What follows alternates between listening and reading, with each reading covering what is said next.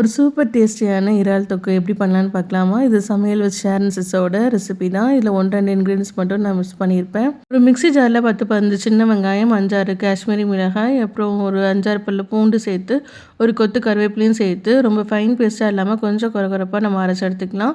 இப்போ 1/2 KG clean பண்ண இறாலில் நம்ம இந்த பேஸ்ட்டை சேர்த்து நல்லா மிக்ஸ் பண்ணி விட்டுக்கோங்க. இதோட ஒரு டேபிள் ஸ்பூன் அளவுக்கு மல்லித்தூள், ஒரு டேபிள் ஸ்பூன் அளவுக்கு இஞ்சி பூண்டு பேஸ்ட், அப்புறம் உப்பு சேர்த்து நல்லா மிக்ஸ் பண்ணிக்கலாம். மினிமம் ஒரு 10 நிமிஷமாவது நம்ம இதை நல்லா ஊற வச்சு எடுத்துக்கலாம். இப்போ நல்லா மிக்ஸ் பண்ணி இது ஒரு ஓரமாக வச்சுக்கலாம். இப்போ ஒரு பேன் நல்லா ஹீட் பண்ணிவிட்டு அதில் 3லேருந்து 4 டேபிள் ஸ்பூன் அளவுக்கு எண்ணெய் சேர்த்துக்கோங்க. இப்போ ஒரு 2 மீடியம் சைஸ் பல்லாரியை பொடிசா சாப் பண்ணி அதை சேர்த்து நல்லா நம்ம பொரிச்சு எடுத்துக்கலாம். இதில் நம்ம கடுகு, சீரகம், பெருஞ்சீரகம் போட்டு கூட நம்ம தாளிச்சுக்கலாம். அந்த ஸ்டெப்பை நான் ஸ்கிப் பண்ணிட்டேன். ஒரு டீஸ்பூன் அளவுக்கு மிளகாய் நல்லா கொரகொரப்பாக நம்ம ஒரு உரலில் தட்டி எடுத்து வச்சுக்கலாம். இப்போ நம்ம மேரினேட் பண்ணி வச்சுருந்த இறாலை இதோட சேர்த்து நல்லா மிக்ஸ் பண்ணி கொடுங்க.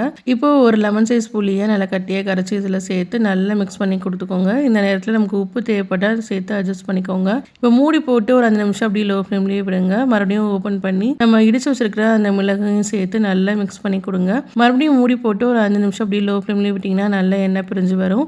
ஒரு சூப்பரான இறால் கிரேவி ரெடி. கடைசியில் வேணும்னா நம்ம மல்லி இலை தூவி நம்ம கார்னிஷ் பண்ணிக்கலாம். நம்ம ஒயிட் ரைஸ் கூடயே இந்த கிரேவி ரொம்ப சூப்பராக இருக்கும். கண்டிப்பாக அந்த ரெசிபியை ட்ரை பண்ணி பாருங்கள். பிடிச்சிருந்தா லைக் அண்ட் ஷேர் பண்ணி என் பேஜை ஃபாலோ பண்ணிக்கோங்க.